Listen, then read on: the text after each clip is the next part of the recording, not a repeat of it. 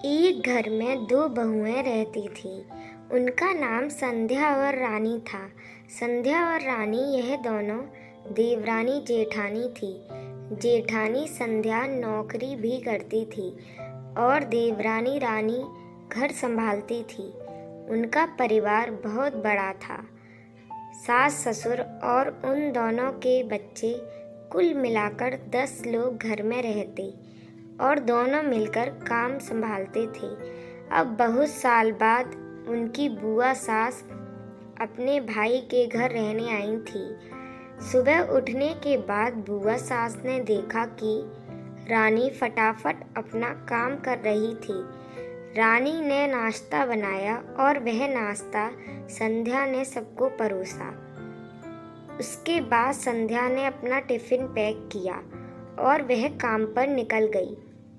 रानी ने वापस दोपहर का खाना तैयार किया और थोड़ा वक्त अपनी सास और बुआ सास के साथ बैठी रही। बुआ सास से रहा नहीं गया। उन्होंने रानी को पूछा, छोटी बहू, तुम्हारी जेठानी तुम पर बहुत हुक्म चलाती है। सुबह से देख रही हूँ, रसोई घर में अकेले ही काम करती हो और वह महारानी दिखावा करने के लिए नाश्ता परोस रही थी, जैसे कि उसी ने ही नाश्ता बनाया हो।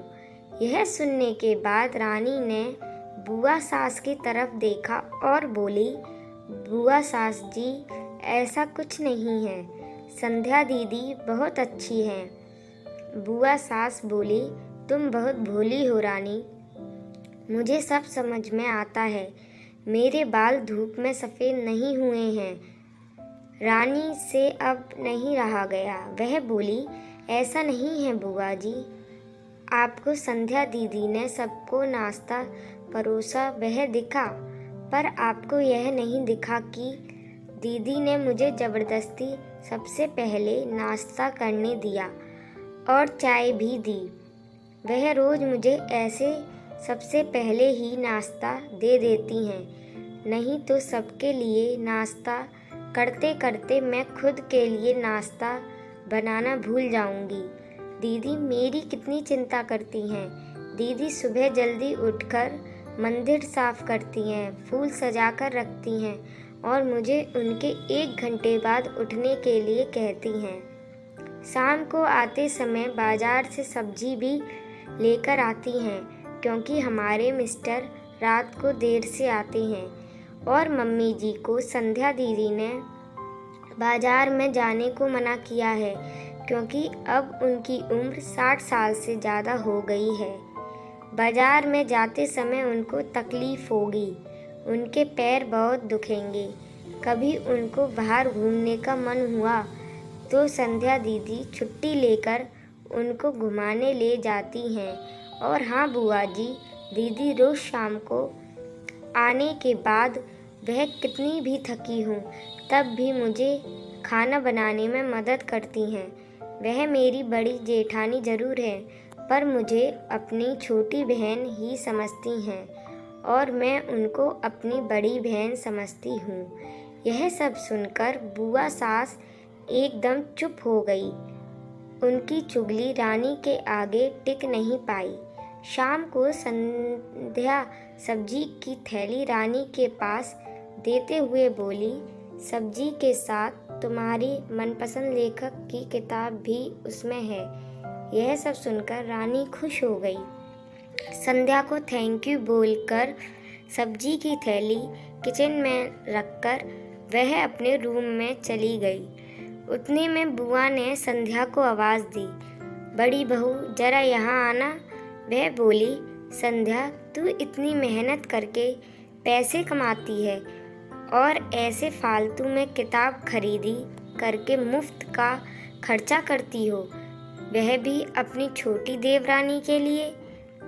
वह ऐसे भी घर में बैठकर करती क्या है? तुम दिन भर मेहनत करती हो और वह घर में आराम करती है। इस पर संध्या हंसकर बोली, क्या बुआ जी, आराम और रानी? उससे कहने पर भी वह आराम नहीं करती। सुबह उठकर बेचारी काम करती रहती है, सबका मनपसंद खाना मेरे और उसके मिलकर 4 बच्चों का टिफ़िन सब वही तो करती है, और तब भी उसके चेहरे पर हमेशा आनंद दिखता है। सुबह की चाय पीने के लिए उसके पास वक्त नहीं रहता। दोपहर को जब बच्चे घर आते हैं तो उनका खाना, होमवर्क सब वही करती है।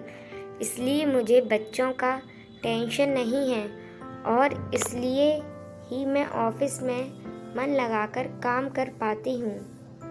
कुछ दिन पहले ही मुझे प्रमोशन मिला है। इसके अलावा मम्मी जी और पापा जी की दवाइयाँ कभी ख़त्म हो गई और कभी लानी हो तो वही ध्यान रखती है। घर में कोई मेहमान आए तो उनकी मेहमान नवाजी भी वही करती है। बुआ जी, घर और बच्चे संभालना छोटी बात नहीं है। इतना सब सुनकर बुआ जी की तो बोलती ही बंद हो गई। रानी कभी कोई शिकायत नहीं करती है। वह सब काम कर लेती है। वह सिर्फ पढ़ना पसंद करती है। फिर मैं मेरी छोटी बहन के लिए इतना नहीं कर सकती?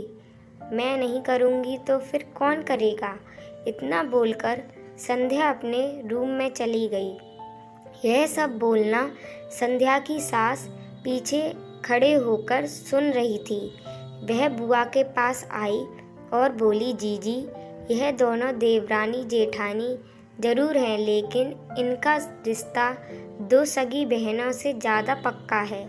मेरे घर की मजबूत दीवारें हैं यह दोनों। पहले मैं भी एक बुरी सास थी।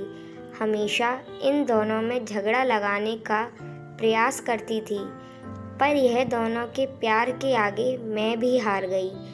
वैसे भी झगड़ा लगाकर नुकसान तो हमारे ही घर का होना है, पर यह बात बुआ को समझ में नहीं आई और वह कमरे से बाहर चली गई, क्योंकि उन दोनों में झगड़ा लगाने के लिए ही वह आई थी।